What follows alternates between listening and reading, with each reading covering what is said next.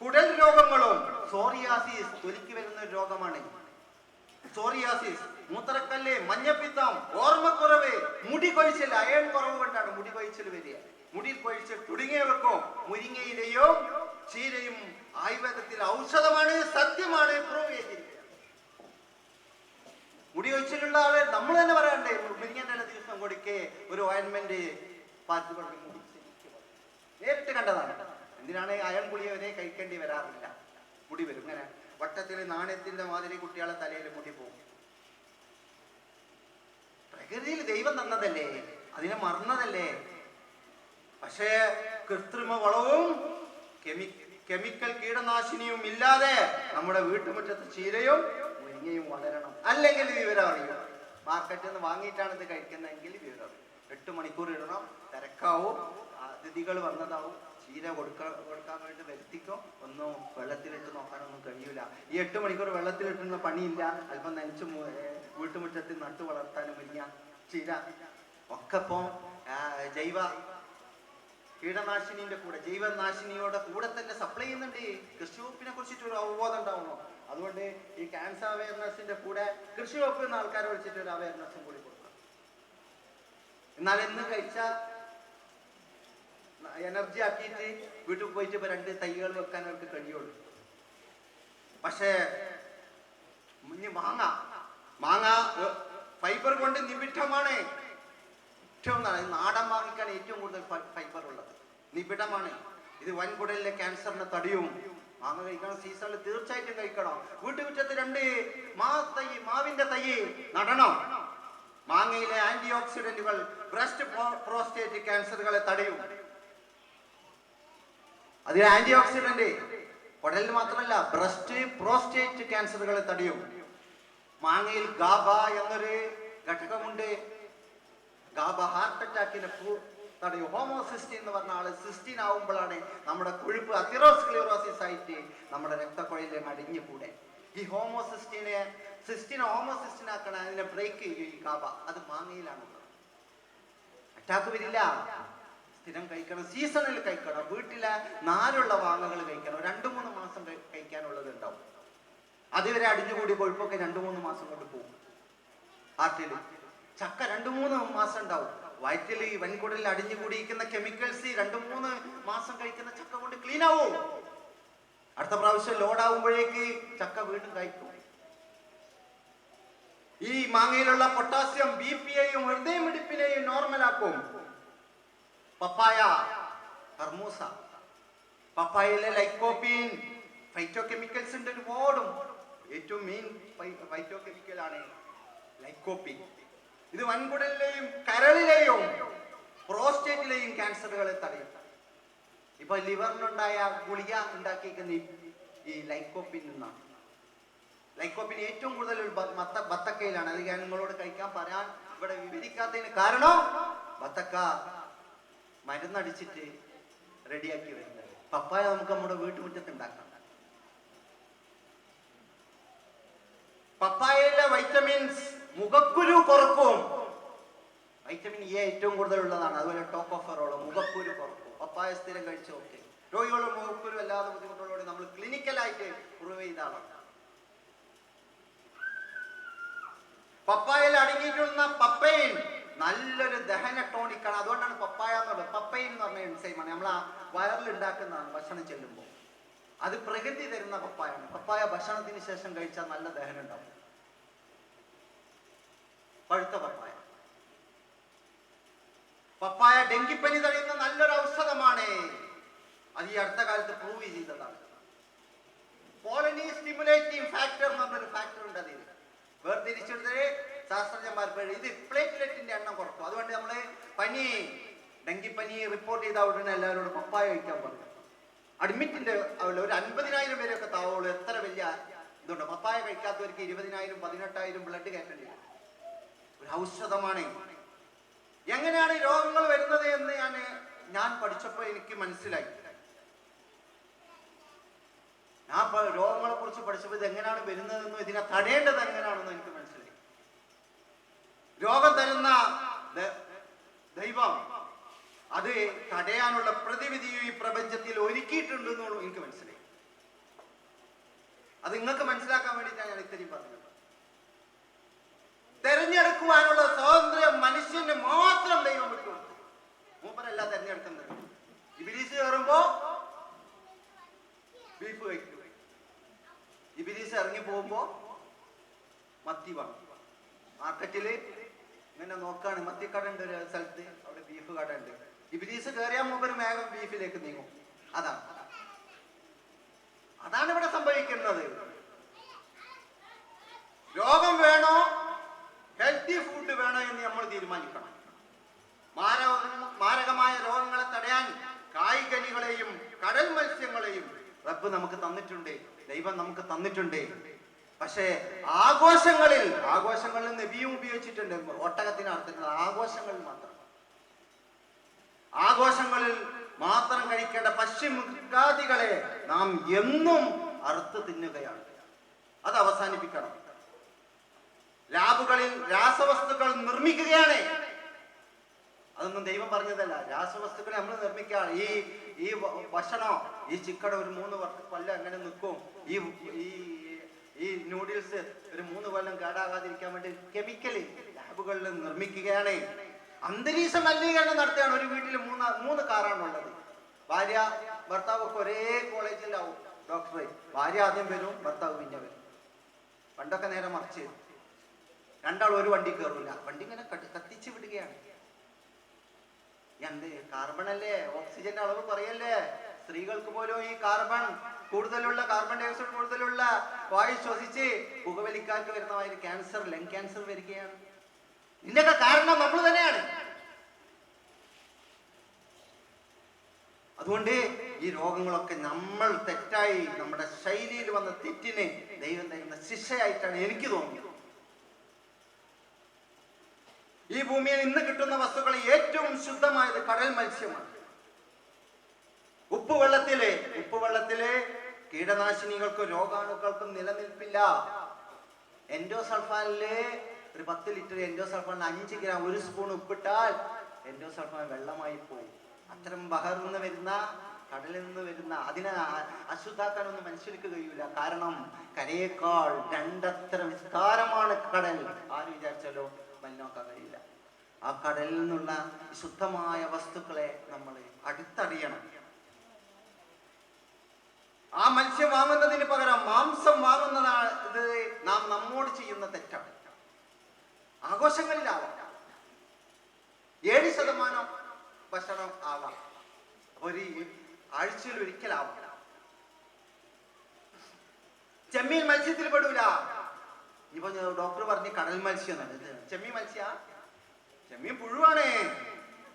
100 gram ചെമ്മീനിൽ 251 milligram cholesterol അടങ്ങിയിട്ടുണ്ട്.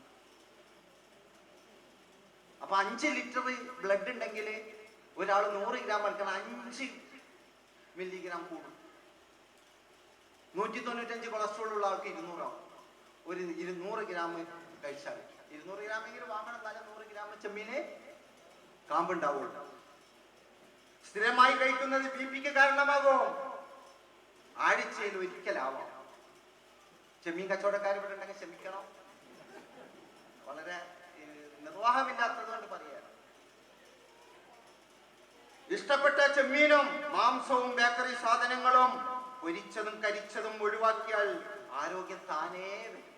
ഡോക്ടറെ അടുത്ത് പോണ്ട, കീമോ അടിക്കണ്ട, റേഡിയേഷൻ അടിക്കണ്ട, ഓപ്പറേഷൻ നടത്തണ്ട, താനേ വരും. എന്നിട്ടും വരുന്നത് ദൈവം തരുന്നതാണ്. പ്രായം കൊണ്ടും 5% പാരമ്പര്യം കൊണ്ടും. അത് സ്നേഹപൂർവ്വം സ്വീകരിക്കും.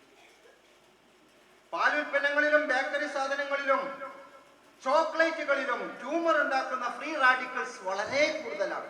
കുട്ടികൾക്ക് ബേക്കറി കൊടുത്തു തുടങ്ങരുത്. റസ്ക് കൊടുക്കരുത്, വെണ്ണ കൊടുക്കരുത്, കഞ്ഞി കൊടുക്കണം, മുത്താറി കൊടുക്കണം, നേന്ത്രപ്പഴം കൊടുക്കണം. മിഠായികളിൽ കടലമിഠായി മാത്രമേ ഹെൽത്തി മിഠായി ആയിട്ടുള്ളൂ. വാശി പിടിച്ച കടലമിഠായി കൊടുക്കുക. നിലക്കടലിലെ ഫിനോൾ, റെസ്വിറാട്രോൾ എന്ന് പറഞ്ഞ സാധനം പ്രൂവ് ചെയ്തതാണ്. വൻകുടൽ ക്യാൻസറുകളെ തടയും. Anti cancer.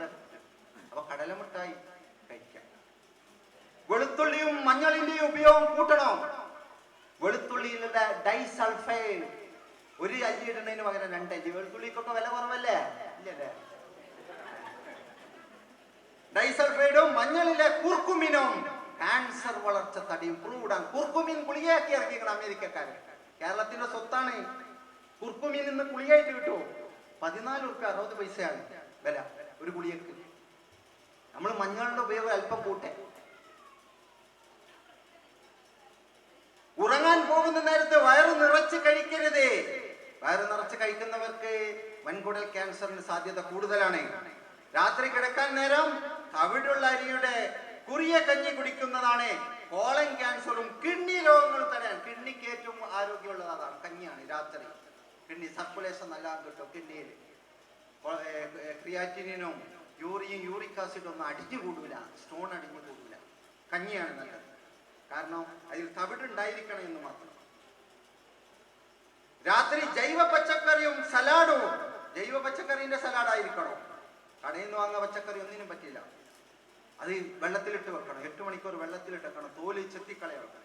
സലാഡും പഴങ്ങളും 1/2 ലിറ്റർ വെള്ളവും കഴിക്കുന്നവർക്ക് ജീവിതശൈലി രോഗങ്ങൾ നന്നേ കുറവാണ്. ആകെ ഉറങ്ങാൻ വേണ്ടത് 300 കിലോ കലോറിയാണ്. ഒരു സലാഡിന്നോ ഒരു പഴത്തുനിന്നൊരു നേന്ത്രപ്പഴം അല്ലെങ്കിൽ ഒരു 200 ഗ്രാം പപ്പായ അന്ന് കിട്ടുന്ന പഴവും കഴിച്ചാൽ 400 കിലോ കലോറി സുഖമായിട്ട് കിട്ടും. പിന്നെ രാവിലെ ചായ കുടിച്ചിട്ട് തന്നെ പുറത്ത് കയറുമ്പോൾ നമ്മൾ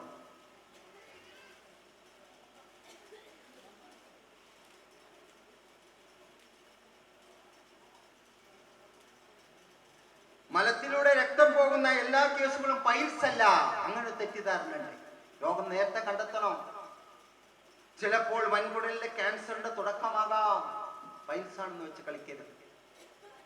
അതുപോലെ ക്രമം തെറ്റിയുള്ള ശോധന വൻകുടലിന്റെ ക്യാൻസറിന്റെ തുടക്കത്തിലുള്ള ലക്ഷണമാകാം. വീട്ടിൽ നിന്ന് ഒരേ ഭക്ഷണമാണ് കഴിക്കുന്നത്. ശോധന എന്നും ഉണ്ടായിരുന്നു. അപ്പോൾ 4 ദിവസം കഴിഞ്ഞിട്ടേ വരുന്നുള്ളൂ. 4 ദിവസം കഴിഞ്ഞിട്ട് പിന്നെ ദിവസം 4 പ്രാവശ്യം വരുന്നു. വീണ്ടും 4 ദിവസം കഴിഞ്ഞപ്പോൾ ഈ 4 പ്രാവശ്യം മാറി വീണ്ടും 4 ദിവസം കഴിഞ്ഞ. ഇതാണ് ക്രമം തെറ്റിയുള്ള ശോധന. ഡോക്ടറെ സമീപിക്കണം. ഒന്ന് ശ്രദ്ധിച്ചാൽ തുടക്കത്തിൽ രോഗനിർണയത്തിനോ വിദഗ്ധ ചികിത്സക്കും അവസരം നൽകുന്ന രോഗമാണ് വൻകുടലിലെ ക്യാൻസർ. നേരത്തെ കണ്ടെത്തിയാൽ പൂർണ്ണമായും സുഖപ്പെടും. കണ്ടെത്താൻ ഉപയോഗിക്കുന്ന കൊളോണോസ്കോപ്പി ടെസ്റ്റ്, ഒരു കൊളോണോസ്കോപ്പി ടെസ്റ്റ് ഉണ്ട്. വളരെ ചെലവ് കുറഞ്ഞതാണ്. മൗലാന ഹോസ്പിറ്റലിലുണ്ട്, മിംസിലുണ്ട്. 1000 റുപ്യ ചെലവുള്ളൂ. സംശയമുള്ളവർക്ക് പോയാൽ കൊളോണോസ്കോപ്പി തീരെ ഇതുണ്ടാവില്ല, വേദന ഉണ്ടാവില്ല. ചെയ്ത് നേരത്തെ കണ്ടെത്താം. ഈ സിസ്റ്റർമാര് ഈ കൊളോസ്റ്റമി ബാഗിട്ട് വരേണ്ട ഒരു ഗതികേട് ഉണ്ടാവില്ല. ഒന്ന് ശ്രദ്ധിച്ചാൽ മതി, ചെറിയ ശ്രദ്ധ. അത് രോഗികളുടെ എണ്ണത്തിൽ 4ാം സ്ഥാനത്ത് നിൽക്കുന്ന ക്യാൻസർ വയറിലെ ആമാശയ ക്യാൻസറാണ്. മുമ്പ് 70 വയസ്സുകാരിൽ കണ്ടിരുന്ന ആമാശയ ക്യാൻസറും അതുപോലെ ഹാർട്ട് അറ്റാക്കും ഇന്ന് 20കാരിലും കണ്ടു തുടങ്ങിയിരിക്കുന്നു. ദൈവം കാത്തുരക്ഷിക്കട്ടെ. ലോകത്തിൽ ലങ് ക്യാൻസർ കഴിഞ്ഞാൽ ഏറ്റവും കൂടുതൽ ആളുകളുടെ മരണത്തിന് കാരണമാകുന്നത് ആമാശയ ക്യാൻസറാണ്. 2015 മലപ്പുറം ജില്ലയിൽ വയറിലെ ക്യാൻസർ കാരണം 800 പേർ, ഈ ചെറിയ 40 ലക്ഷം ആളുകൾ, 800 പേർ വയറിലെ ക്യാൻസർ പിടിപെട്ട് മരണപ്പെട്ടു. ഇത് ലോക ശരാശരിയേക്കാൾ മുകളിലാണ് ഇവിടെ വയറിലെ ക്യാൻസർ.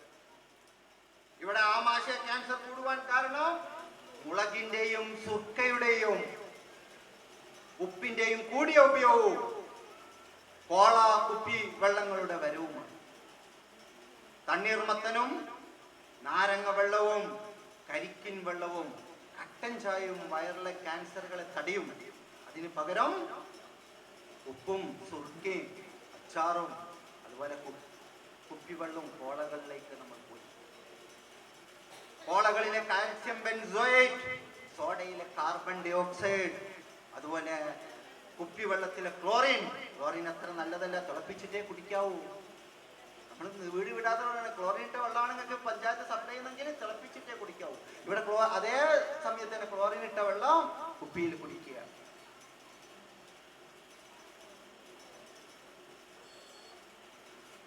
അതുപോലെ കാൽസ്യം ബെൻസോയേറ്റും കുപ്പി കാർബൺ ഡൈ ഓക്സൈഡും കുപ്പിവെള്ളത്തിലെ ക്ലോറിനും നൂഡിൽസിലെ അജിനോമോട്ടോയും ഈയം കൂടുതലാണെന്ന് കേട്ടിട്ടാണ് ഇപ്പോൾ നൂഡിൽസ് നിരോധിച്ചത്. ഈയം ചേർക്കും.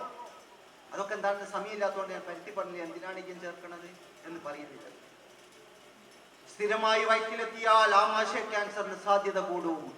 പോവരുത്, മക്കൾ നശിപ്പിക്കരുത്. നമ്മളെ മക്കളെ അവർ ജീവിക്കണം. അവർക്ക് നൂഡിൽസ് വാങ്ങിക്കൊടുക്കരുത്, കുപ്പിവെള്ളം വാങ്ങിക്കൊടുക്കരുത്, കോള വാങ്ങിക്കൊടുക്കരുത്. തണ്ണീർമത്തനിലെ ലൈക്കോപ്പിനും, ഞാൻ നേരത്തെ പറഞ്ഞു തണ്ണീർമത്തനിലാണ് ലൈക്കോപ്പിൻ ഏറ്റവും കൂടുതലുള്ളത്. സീസണിൽ വാങ്ങാം തണ്ണീർമത്തൻ, മാർച്ച് ഏപ്രിലിൽ വാങ്ങാം. മൂത്തിട്ട് വരും, പഴുപ്പിക്കില്ല. മറ്റത് ഹൈഡ്രജൻ പെറോക്സൈഡ് അടിച്ച് പഴുപ്പിക്കുകയാണ്.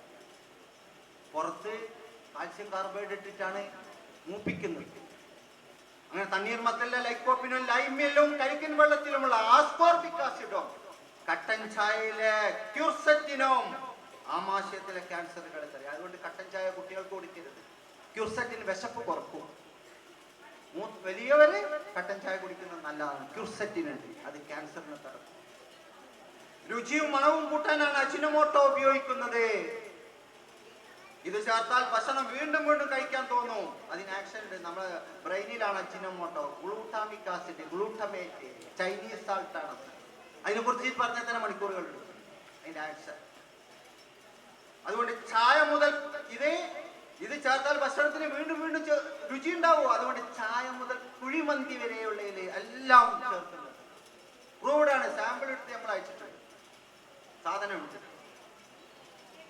തുടർച്ചയായ ഉപയോഗം നാഡിഞരമ്പുകളെ തളർത്തും. ആമാശയ ക്യാൻസർ മാത്രമല്ല, നാഡിഞരമ്പുകളെ ഈ ഗ്ലൂട്ടാമേറ്റ് തളർത്തും.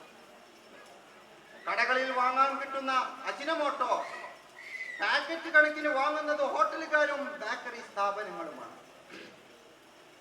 എൻ്റെ ഒരു സുഹൃത്തുണ്ട്, സമ്പറ, വലിയ കടക്കാരനാണ്. അയാൾ അവിടെ അജിനോമോട്ടോ ഉണ്ട്. ആരാണ് കൊണ്ടുപോകുന്നത് നോക്കിയപ്പോ ആ ടൗണിലെ മിക്ക ഹോട്ടലുകാരും ബേക്കറിക്കാരുമാണ്, വീട്ടുകാരല്ല. അതുകൊണ്ട് വീട്ടിൽ നിന്ന് ആൾക്കാർ, വീട്ടുകാരും കൂടി ഇത് വാങ്ങിയില്ലെങ്കിൽ വീട്ടിൽ നിന്നേ ഭക്ഷണം കഴിക്കുള്ളൂ നമ്മളാണുങ്ങള്. ടേസ്റ്റ് ചെയ്യാത്തതുകൊണ്ടാണ് അങ്ങോട്ട് പോണത്. ടേസ്റ്റ് അല്ലത്, എത്രമാണത്. വീട്ടിലത്തത് ഭക്ഷണം കൊണ്ട് ആയുസ് കിട്ടും, രോഗം ഉണ്ടാവില്ല, രുചിക്കുറവേ ഉണ്ടാവുള്ളൂ. മറ്റേ രുചിയും മണവും വരുന്നത് മുഴുവൻ അജിനോമോട്ടോ ആണ്. ആകർഷകമായ പാക്കുകളിൽ ലഭ്യമായ എല്ലാറ്റിലും അജിനോമോട്ടോ ഈയോ അടങ്ങിയിട്ടുണ്ട്. പക്ഷേ ഗവൺമെന്റ് പറഞ്ഞത് വേണ്ട അളവിൽ അടങ്ങിയിട്ടുള്ളൂ എന്നാണ്. നമ്മളിപ്പോ ടെക്സ്റ്റ് ബുക്കിൽ എവിടെ ഈ വേണ്ട അളവില്ല. എവിടെയാണ് ഈ ഗവൺമെന്റ് വേണ്ട അളവ് പറഞ്ഞതെന്നാ? നൂഡിൽസ് പോലും അല്പം വേണ്ട അളവിലുള്ളൂ എന്ന് വിചാരിച്ചിട്ടുണ്ടാവും. മാർക്കറ്റിൽ വിൽപ്പനക്ക് എത്തിയിരിക്കുകയാണ്. പാക്കറ്റ് ഭക്ഷണ സാധനങ്ങൾ കൂടുതൽ ദിവസം കേടാകാതിരിക്കാൻ പല രാസവസ്തുക്കളും ചേർത്തിരിക്കുകയാണ്. ഇത് സ്ഥിരം വയറ്റിലെത്തുന്നത് ആമാശയ ക്യാൻസർ മാത്രമല്ല, കിഡ്നി, തലച്ചോറ് എന്നിവയുടെ പ്രവർത്തനത്തെയും ബാധിക്കും. അതുകൊണ്ട് പാക്കറ്റ് ഫുഡ് വാങ്ങരുത്. പഴങ്ങൾ പഴുപ്പിക്കാൻ ഉപയോഗിക്കുന്ന കാൽസ്യം കാർബൈഡും മധുരം കൂട്ടുന്നതിന് ഉപയോഗിക്കുന്ന സാക്കറീനും ആമാശയ ക്യാൻസറിനും ഹൃദ്രോഗ കിഡ്നി രോഗങ്ങൾക്കും കാരണമാവും. പ്രൂവ്ഡാണ്. പ്രമേയ രോഗിയാണ്, സാക്കറിൻ കഴിച്ചോട്ടെ, എന്തിനാണ് മധുരം? ചെയ്യരുത്, കൊടുക്കരുത്. മിക്ക രാസവസ്തുക്കളിൽ നൈട്രേറ്റ് അടങ്ങിയിട്ടുണ്ട്. നൈട്രേറ്റ് ഇല്ലാത്ത 95% കെമിക്കൽസിലും നൈട്രേറ്റ് ഉണ്ട്. നൈട്രേറ്റ് ആമാശയത്തിലെത്തുമ്പോൾ വയറ്റിലെ ദഹനരസങ്ങളുടെ സഹായത്താൽ ഭക്ഷണത്തിലെ അമിനോ ആസിഡുമായി ചേർന്ന് നൈട്രോസമീനായി മാറും. നൈട്രോസമീൻ ആമാശയ ക്യാൻസറിന് കാരണമാകുന്ന കെമിക്കലാണ്, കണ്ടന്റ് ആണ് എന്ന് പ്രൂവ് ചെയ്തിരിക്കുക. ഉണക്ക മത്സ്യത്തിൽ നേരിട്ട് തന്നെ നൈട്രോസമീൻ അടങ്ങിയിട്ടുണ്ട്. അത് ഉണക്ക മത്സ്യത്തിന് ഉപ്പിൽ നിന്ന് സോഡിയം വന്ന് സോഡിയം ഇതായി നൈട്രേറ്റ് വേർതിരിഞ്ഞ് നമ്മളാ മാംസത്തിലെ പ്രോട്ടീനാണ്. പ്രോട്ടീൻ പലതരം അമിനോ ആസിഡുകളാണ്. അമിനോ ആസിഡുമായി ചേർന്ന് ഉണക്ക മത്സ്യത്തിൽ നൈട്രോസമീൻ അവിടെ തന്നെ ഫോം ചെയ്തിട്ടുണ്ട്. വയറ്റിലെത്തേണ്ട ആവശ്യമില്ല. ഉണക്ക മത്സ്യം സ്ഥിരമായി കഴിക്കുന്നത് അന്നനാള ക്യാൻസറിന് കാരണമാകും. ഈ ജില്ലയിൽ തീരപ്രദേശങ്ങളിൽ അന്നനാള ക്യാൻസർ കൂടുതലാണ്. ഇതിന്റെ പ്രധാന കാരണം ഉണക്ക മത്സ്യത്തിന്റെ സ്ഥിര ഉപയോഗം. നമ്മളെടുത്തവിടെ OP തന്നെ 19 ആളുകളുണ്ട് ഇപ്പൊ നിലവിൽ. ഈ 19 ആളെ ഒരു 6 മാസം കഴിഞ്ഞാൽ ഒരു 2-3 ഭാഗ്യം കൊണ്ട് രക്ഷപ്പെടുള്ളൂ. വീണ്ടും ഈ 19-22 ആവും. പുതിയ ആളുകൾ കയറുകയാണ്. ഇത് കുറക്കണമെങ്കിൽ ഉണക്ക മത്സ്യത്തിന്റെ ഉപയോഗം നിർത്തണം. ആമാശയ ക്യാൻസർ തുടക്കത്തിൽ കണ്ടെത്താൻ ശ്രമിക്കണം. അന്റാസിഡും റാനിറ്റിഡിനും കഴിച്ചാൽ മാറുന്ന എരിച്ചിൽ പോലുള്ള വേദന മാത്രമാണ് വയറ്റിന്റെ മുകൾ ഭാഗത്ത് തുടക്കത്തിൽ ഉണ്ടാക്കുക. അത് റാൻറ്റിഡിനും അന്റാസിഡിനും കടയിൽ നിന്ന് വാങ്ങി കഴിക്കും ചെയ്യരുത്. ഇവിടെ സ്വയം ചികിത്സ നടത്തരുത്. വളരെ നേരത്തെ ലളിതമായ എൻഡോസ്കോപ്പിയിലൂടെ രോഗനിർണയം നടത്തിയ തുടക്കത്തിൽ ചികിത്സിക്കുക. ആമാശയ ക്യാൻസർ പെട്ടെന്ന് 4ാം സ്റ്റേജിലെത്തും. 4ാം സ്റ്റേജിലെത്തുമ്പോഴേ ഛർദിയും കലശമായ വേദനയും തുടങ്ങുള്ളൂ. ആദ്യം എരിച്ചിലും വേദനയും മാത്രമായിരിക്കും, ഗ്യാസ് പോലെ നെഞ്ഞെരിച്ച്. ആ സമയത്ത് ഇങ്ങനെ റാൻറ്റിഡിനും ജലൂസിനും വാങ്ങി കഴിക്കരുത്. വളരെ നേരത്തെ ലളിതമായ എൻഡോസ്കോപ്പിയിൽ രോഗനിർണയം നടത്തി ഇതിന് ചികിത്സിക്കുക. ഓപ്പറേഷൻസ് പറ്റും. RCC ലൈനുള്ള സൗകര്യങ്ങളുണ്ട്. രക്ഷപ്പെടും. കേരളം ജീവിതശൈലി രോഗങ്ങളെ കൊണ്ട് നിറഞ്ഞിരിക്കുകയാണ്. തിരൂർ ക്യാൻസർ OPയിൽ എന്നും തിരക്കാണ്. ഇന്ന് 38 ആൾക്കാണ് അവിടെ കീമോ കഴിച്ചത്. ഒരു അറ്റാക്കെങ്കിലും റിപ്പോർട്ട് ചെയ്യാത്ത ദിവസം നമ്മളെ കാഷ്വാലിറ്റിയിലില്ല. ജില്ലാ ആശുപത്രിയിലെ ഡയാലിസിസില് അഡ്മിഷൻ കാത്ത് 140 പേർ നിൽക്കുകയാണ്. ഞാൻ നേരത്തെ പറഞ്ഞു. ചികിത്സാ കാര്യങ്ങളിൽ ചില കാര്യങ്ങളിൽ നമ്മൾ ശുഷ്കാന്തി കാണിച്ചാൽ നമുക്ക് ഈ തിക്കും തിരക്കിലും പെടാതെ രോഗം വരാതെ രക്ഷപ്പെടാം. ശ്രദ്ധിക്കേണ്ട കാര്യങ്ങൾ 2 മിനിറ്റിൽ പറഞ്ഞ് ഞാൻ അവസാനിപ്പിക്കും. 2 മിനിറ്റും കൂടിയേ 3 മണിക്കുള്ളൂ. ഒന്ന്, കൊഴുപ്പ് കൂടിയ ഭക്ഷണങ്ങൾ പരമാവധി ഒഴിവാക്കണം.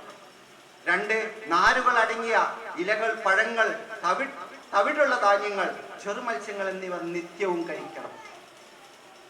നിത്യേന കുറഞ്ഞത് 1 മണിക്കൂർ വ്യായാമം ചെയ്യണം. ഈ വ്യായാമം ജൈവ പച്ചക്കറിക്കല കൃഷിക്ക് വേണ്ടി ഉപയോഗപ്പെടുത്തണം. അതിന് 20-30 സെന്റ് വേണ്ട, 2 സെന്റ് മതി. പുകവലിക്കരുത്, മദ്യപിക്കരുത്. പുകവലിയാണ് ഞാൻ പറഞ്ഞു 30% ക്യാൻസർ, 25% അറ്റാക്ക്, 15% പക്ഷാഘാതം. 6-ൽ ഒരാള്, 10 ആളിൽ ഇതാണ് കാരണം. മരണത്തിന് കാരണക്കാരനും പുകയിലയാണ്. പുക വലിക്കരുത്. മദ്യം BP കൂട്ടും, അറ്റാക്ക് കൂടും. ലിവർ ക്യാൻസർ ഏറ്റവും കൂടുതൽ ലിവർ ക്യാൻസർ കേരളത്തിലാണ്. കൊല്ലം ജില്ലയിലാണ്. ബാക്കിയൊക്കെ മലപ്പുറമാണ്. കൊല്ലം ജില്ലയിലെ മദ്യത്തിന്റെ ഉപയോഗം വളരെ കൂടുതലാണ്. 515 കോടി 50 ലക്ഷം ഉറുപ്പിന്റെ മദ്യമാണ് ഈ 3 കോടി ആൾക്കാരെ കുറിച്ച്. ഈ ഓണത്തിനെ അതിന്റെ ഷോക്ക് ഇപ്പോഴും തീർന്നിട്ടില്ല. അതുകൊണ്ടാണ് ഞാൻ മദ്യത്തിനെ കുറിച്ച് ഇന്ന് അധികം വിവരിച്ച് പറയാൻ പറ്റുന്നത്. കീടനാശിനിയും രാസവസ്തുക്കളും ഹോർമോണുകളും സ്റ്റീറോയിഡുകളും നമ്മുടെ ശരീരത്തിൽ എത്തരുത്. പ്രതിജ്ഞ എടുക്കണം. സ്ത്രീകളെ 2 ദിവസം ഇതൊന്ന് മാറ്റി വെക്കാൻ വേണ്ടിയിട്ട് ഗൈനക്കോളജിസ്റ്റിന്റെ അടുത്ത് പോയിട്ട് ഹോർമോൺ ഗുളിക കഴിക്കരുത്. വളരെ അപകടമാണ്. പരമാവധി വേദന സംഹാരികൾ ഉപയോഗിക്കരുത്. ഇംഗ്ലീഷ് മരുന്നിലെയും ഹോമിയോയിലെയും വേദനക്കുള്ള ഗുളികകൾ കിഡ്നിയെ തകർക്കും. അല്പം വേദനയൊക്കെ സഹിക്കണം. ഡോക്ടർ തന്ന ഒരു ഷീറ്റുമ്പോൾ പല പ്രാവശ്യം മരുന്ന് വാങ്ങുന്ന ആളുകളാണ് ഇവിടെ ഉള്ളത്. അതാണ് ഈ കിഡ്നി ഇത്തിരി പോകാൻ കാരണം. വളരെ ഡേഞ്ചറാണ്. ഡൈക്ലോഫിനാക്ക് എന്താ സാധനങ്ങള്. മറ്റത് ഹോമിയോയില് ബിസ്മത്ത്, കാഡ്മിയം, സിസ്പ്ലാറ്റിനം, ഹെവി മെറ്റൽസ് ആണ്. ഈ 2 വിഭാഗത്തിലെയും വേദന സംഹാരി പരമാവധി ഉപയോഗിക്കരുത്. ഗത്യന്തരം ഇല്ലാത്തപ്പോൾ ഡോക്ടർ എഴുതി തന്ന ആ ലിസ്റ്റ് ആ പറഞ്ഞ ദിവസം മാത്രമേ കഴിക്കാൻ പാടുള്ളൂ. സോഡിയം അമിത അളവിൽ അടങ്ങിയിരിക്കുന്ന പാക്കറ്റ് ഫുഡുകളും ഫാസ്റ്റ് ഫുഡും നൂഡിൽസും കഴിക്കരുത്. ഭക്ഷണത്തിൽ പരമാവധി ഉപ്പ് കുറക്കണം. പരമാവധി ഉപ്പ് കുറച്ച് ശീലിക്കണം. ഷുഗർ പരമാവധി കുറക്കണം. മിഠായികൾ, സ്വീറ്റ്സ് കഴിക്കരുത്. മാനസിക സമ്മർദ്ദം കുറക്കണം. ഞാനിപ്പോ 3 മണിക്ക് നിർത്തിയിട്ടില്ലെങ്കിൽ മാനസിക സമ്മർദ്ദം എനിക്കും കൂടും. അതുകൊണ്ട് പരമാവധി നമ്മൾ കുട്ടികൾ എത്തുമ്പോഴേക്ക് 4 മണിയാകുമ്പോഴേക്കും നിങ്ങൾ വീട്ടിലെത്തിയില്ലെങ്കിൽ നിങ്ങൾക്കും മാനസിക സമ്മർദ്ദം പോകും. അതുകൊണ്ട് ഞാൻ ഈ വിലയേറിയ ഒരു അവസരം നൽകിയ ജലീൽ മെമ്മോറിയൽ വെൽഫെയർ ഫണ്ടിന്റെ ഭാരവാഹികൾക്ക്, പ്രത്യേകിച്ചു അബ്ദുൽ ഷുക്കൂറിനും മുസ്തഫക്കും, മുസ്തഫ 2 മുസ്തഫമാരുണ്ട്. VM മുസ്തഫ, ജലീൽ എന്ന് പറഞ്ഞ മാതിരി VM മുസ്തഫക്കും മുസ്തഫക്കും ഈ ഇരിക്കുന്ന എന്നെ കേട്ടിരുന്ന എല്ലാവർക്കും ഈ നല്ല മനസ്സുകൾക്ക് ഒരിക്കൽ കൂടി നന്ദി പറഞ്ഞുകൊണ്ട് ഞാൻ എൻ്റെ വാക്കുകൾ നിർത്തുന്നു. ഹലോ, അടുത്തതായി ഷാജഹാൻ, ഒക്കുപേഷൻ തെറാപ്പിസ്റ്റ്, ഇങ്ങോട്ട് സംസാരിക്കുന്നത്. ഷാജഹാൻ. ആദ്യമായി ഈ സദസ്സിൽ ഒക്കുപേഷണൽ തെറാപ്പിയെ കുറിച്ച് നിങ്ങളോട് ഒരല്പം സംസാരിക്കാൻ അവസരം നൽകിയ Jaleel and Jaleel memorial welfare ഫണ്ടിന് നന്ദി പറയുന്നു. ക്യാൻസർ രോഗികളെ പോലെ തന്നെ നമ്മുടെ സമൂഹത്തിൽ ഒറ്റപ്പെട്ട് കഴിയുന്ന ഒരുപാട് മനോരോഗികളായ സഹോദരങ്ങളുണ്ട്. പ്രത്യേകിച്ച് സാമ്പത്തികമായി പിന്നോക്കം നിൽക്കുന്ന കുടുംബങ്ങളിലുള്ള മനോരോഗികൾ. അവരിങ്ങനെ ക്രോണിക് പേഷ്യൻസ് ആയിട്ട് റോഡിലും കടത്തിൻ്റെയിലും വീട്ടിൽ തന്നെ ഒരു അതിഥി വരികയാണെങ്കിൽ, ഒരു വിവാഹ ഫംഗ്ഷൻ നടക്കുകയാണെങ്കിൽ, ഇത്തരം സന്ദർഭങ്ങളിലെല്ലാം അവർ 4 ചുവരുകൾക്കുള്ളിൽ അടച്ചുപൂട്ടുന്ന അല്ലെങ്കിൽ മറ്റേതെങ്കിലും വീടുകളിലും ബന്ധു വീടുകളിലും കൊണ്ടുപോയി മറച്ചു വെക്കുന്ന ഒരവസ്ഥ നമ്മൾ കണ്ടുവരുന്നു. ഇത്തരം രോഗികളെ സമൂഹത്തിൽ നമ്മൾ എങ്ങനെ ജീവിക്കുന്നു അതുപോലെ ജീവിക്കാൻ അവകാശമുള്ള ഒരു വിഭാഗമാണ് അവരെന്ന് മനസ്സിലാക്കാനും അവരെ സമൂഹം കളിയാക്കുന്ന ഒരു പ്രവണത, പൊട്ടൻ, ഭ്രാന്തൻ, മാനസിക രോഗി, ഇങ്ങനെ പല ഓമന പേരുകളിലും അവരെ കളിയാക്കുന്ന ഒരു വിനോദം നമുക്കെല്ലാവർക്കും ഉള്ളതാണ്. ഈ മനോരോഗം എന്നത് ഇപ്പൊ നമ്മൾ ക്യാൻസറിനെ കുറിച്ച് പറഞ്ഞു, പ്രമേഹത്തെ കുറിച്ച് പറഞ്ഞു, മറ്റെല്ലാ രോഗങ്ങളെ കുറിച്ചും പറഞ്ഞു.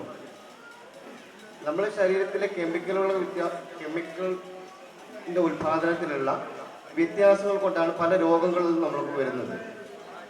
മറ്റു രോഗങ്ങൾ നമ്മൾ മാറ്റുന്നത് പോലെ തന്നെ മാനസിക രോഗങ്ങളും ചികിത്സിച്ച് പൂർണ്ണമായും മാറ്റാൻ കഴിയുമെന്ന വിശ്വാസമില്ലായ്മയും അറിവില്ലായ്മയുമാണ് നമ്മുടെ സഹോദരങ്ങളെ നമ്മൾ ഭ്രാന്തൻ എന്ന് വിളിച്ച് കളിയാക്കുന്ന ഒരു പ്രവണത. ഭ്രാന്തൻ, പൊട്ടൻ, മന്ദൻ, അല്ലേ, ഇങ്ങനെയൊക്കെയല്ലേ നമ്മൾ പറയാറുള്ളത്. ഇവർ നമ്മളെപ്പോലെ ജീവിക്കാൻ പ്രാപ്തരാക്കാൻ കഴിയുന്ന പല ചികിത്സാ രീതികളും ഇന്ന് നിലവിലുണ്ട്. പക്ഷെ അത് വളരെ ചിലവേറിയ ഒരു ചികിത്സാ രീതിയാണ്. കാരണം പൊതുവിൽ ഗവൺമെന്റ് നൽകുന്ന സർവീസുകളെ കുറിച്ച് നമുക്ക് വളരെ മോശമായ ഒരു അഭിപ്രായമാണ്. ഒരു രോഗിയെ നിത്യവൃത്തി ചെയ്യാൻ പറ്റാത്തൊരു വീട്ടിലുള്ള രോഗിയാണ് പോലെങ്കിലും അവർക്ക് ഗവൺമെന്റ് ഹോസ്പിറ്റലിൽ കൊണ്ടുപോകാൻ പോരായാണ്, വിഷമാണ്, ഒരു മാനഹാനി സംഭവിക്കുന്ന ഒരു സംഭവമായിട്ടാണ് പലരും കാണുന്നത്. അതേ സമയത്ത് കോടീശ്വരം കൊണ്ടുപോകുന്നത് ചിലപ്പോൾ മെഡിക്കൽ കോളേജിലായിരിക്കും. 10 ആളുകൾ സഹായിച്ചതിന് ഇതുപോലെ വെൽഫെയർ ഫണ്ടുകൾ ഉപയോഗിച്ച് ഫണ്ട് കൊടുക്കുന്ന കൊണ്ടുപോകുന്ന മിംസിലും ബേബിയിലുമായിരിക്കും. അവർക്ക് അപ്പോഴേ സാറ്റിസ്ഫാക്ഷൻ കിട്ടുന്നുള്ളൂ.